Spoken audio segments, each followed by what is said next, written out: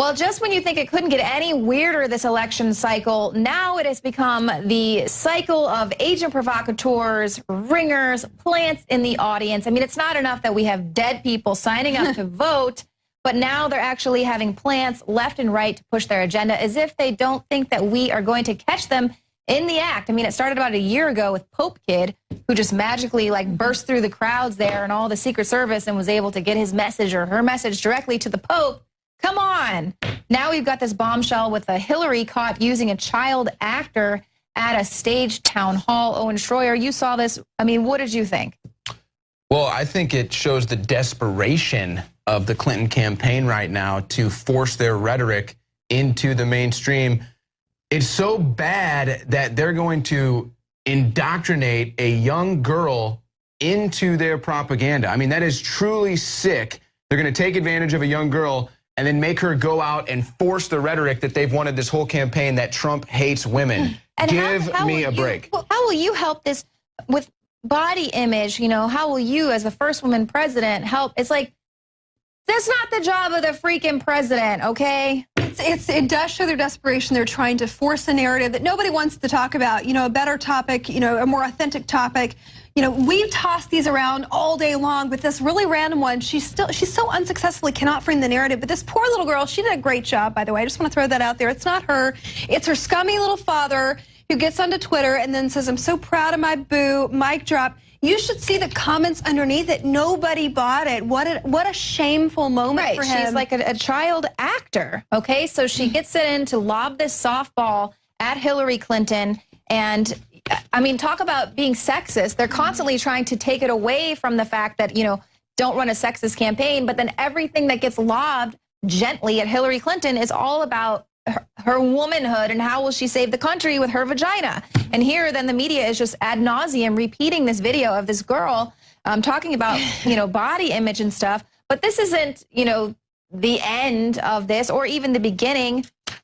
It's nothing new, Leanne. It's nothing new. We covered this yesterday, the Steve Harvey interview, where in February this memo was leaked, showing that she actually knows all of the questions beforehand, and she gets to frame the discussion. She wanted to talk about her grandkids. She wanted to talk about gun control and race issues. You know, let's talk about some salient things that people actually want to talk about, not your failed gun policies and what you're going to do to all of us. And then, of course, just like with the little girl that she acted, oh, thank you so much for such a great question. She did the same thing with Steve Harvey. Like, oh, those pictures. Wherever did you find those old photos? My goodness. And again, that just shows how fake she is. But this isn't the first time that Hillary Clinton has been caught doing this type of thing. There were stories dating back to January of this year during a CNN town hall where one of the people who asked a question even said, oh, I see why they gave you this question, insinuating that he didn't come up with the question as CNN suggested. These were random questions from random guest members.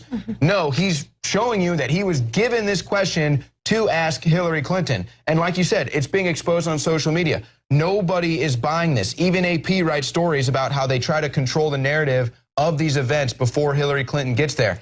And I'm sure this happens to an extent with Donald Trump as well, or any political candidate. Of course, we saw Jeb Bush getting staged questions during the Republican events. But I don't think that Trump is scared to take questions that he doesn't know. I don't think Trump is scared to have a random member of an audience ask him a question he's not ready for. I truly believe that Hillary Clinton and her campaign, probably more than she is, are scared of that happening. Well, speaking of Trump, you know, not only does she plant questions for herself, but there's evidence that she also plants Nazis at Trump rallies to start, you know, crazy little discussions. This is one that was ejected, this 25-year-old who identified himself to CNN. You know, they're trying to paint Trump as this Nazi supporting racist, and that all of us are these deplorables like this guy. And you know, he was successfully ejected, this man spouting Nazi slogans, trying to disrupt this Trump rally. Well, first of all, that doesn't even fit into the narrative because Nazis typically like him. You know, in the event, this tiny little minority of people, French. And oh, by the way, she has her own group of French crazed nuts. We should start pointing those out. But, you know, we don't have to plant those. Those are everywhere for her. Right, exactly. And that's the thing, too, is that we saw when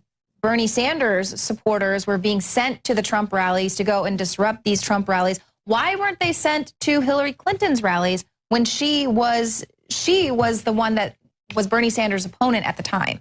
So they were basically weaponizing these protesters, just like they're now weaponizing these audience plants to come in with these softball questions at Hillary Clinton, because that is how weak and lame she is, that she can't even handle a question coming from a real person. You saw how triggered she was when she was asked a tough question there by a veteran. And she basically stumbled and was pointing the fingers of blame like she is wont to do when she actually had to a real question lobbed her way. Well, and let's not forget that this is Hillary Clinton who uses David Brock's super PAC, Correct the Record, to hire online trolls. People who literally get paid to go on the internet, go find videos, go find tweets, and then engage in political discourse, standing up for Hillary Clinton. Or honestly, I think that it's reached a point now where they realize that standing up for Hillary Clinton it's not really an effective strategy. So what they do is what we see like with this guy, they try to implant a false narrative or a false image onto Trump or Donald Trump supporters. I see people all the time going on our videos saying things about Alex Jones and InfoWars that are obviously not true. So I think now we're not just seeing, you know, them trying to defend Hillary Clinton, but also trying to create false narratives in order to demonize the people that are attacking Hillary Clinton, essentially, at this point. And I know you've got more news on Twitter right now, too. Well, yeah, of course, another prominent pro-Trump Twitter account has been suspended. This was one of the members of the alt-right, staunch supporter of Donald Trump. Ricky Vaughn is his Twitter username. And so he was a very influential Twitter account pro-Donald Trump. And, of course, he has now been shut down. And people from all over the spectrum are praising this. Yay, how dare he have the right to free speech? I mean, this is what is happening in our country. It's crazy. You know, but even that's not it. We're also seeing the fact that if there ever was a time for a third party to rise up and do away with this left-right divide, it would be this year. And from the very beginning, we have been saying, you know, that we are mostly libertarian site here at InfoWars. And a lot of people have been saying, well, why aren't you for Gary Johnson? What's the problem here? And from the beginning, we've been saying he's not a libertarian. He's not running on a libertarian platform. He is a ringer. He is a ringer. And now, you know, we've got some news from his VP that just underscores this. We do. So obviously, if you love liberty, you're pro our Constitution, you're pro the Bill of Rights, you're pro free speech. And, you know, even Gary's VP is exercising his free speech, but he's exercising it to bash Trump in support of Clinton. So, you know, anybody who dares to say, you know, we love our country, we're behind Trump, we're anti-globalist, you know, they're painted as racist. But we've got this libertarian candidate who actually isn't a libertarian in any way, shape, or form, who can't even identify Aleppo on a map. His VP, his last name is Weld, William Weld. He's saying now that he's going to go after Trump, which of course we're going to see probably Twitter promoting him. Right, and there were videos with Gary Johnson and everyone going, oh, I love Hillary Clinton. She's great. You know, she's just a really sweet lady. I like her. And when we're seeing these videos, we're like, what the heck are you talking about? It's like they knew you know, that ubiquitous they knew that it was time for a third party. The people have been really pushing for this. They saw how strong the Tea Party was, how many people came out in support of Ron Paul and other candidates like him. So of course they had to infiltrate that movement. And that's what we see here with Gary Johnson, who is a globalist shill. And he was trying to prop himself up to kind of get in the pocket. If he knew he's not going to become the president, get elected, but he's propping himself up to kind of be in the pocket with those globalists there, with the elites that are running the establishment at this current time. And so that's why we did not back Gary Johnson for president. Well, and if you think about it too, I mean, the Libertarian Party was originally founded, and why people like us liked it is because it was anti-big government. It was small government. It was get the political hacks, the career politicians out of power. And that's what Donald Trump, you know, represents in this election. So that's why I think more reason why we haven't gone with the libertarian ticket. I wanted to say this, and I meant to say it earlier regarding this Nazi plant.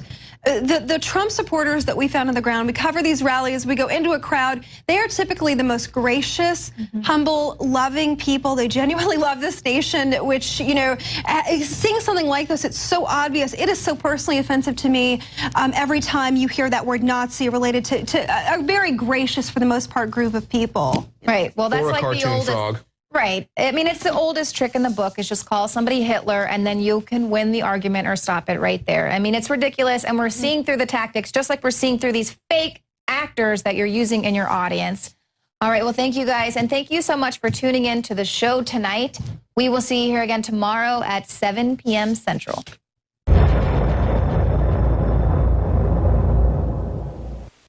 In the past decade, we have witnessed unparalleled scientific discoveries in the area of health.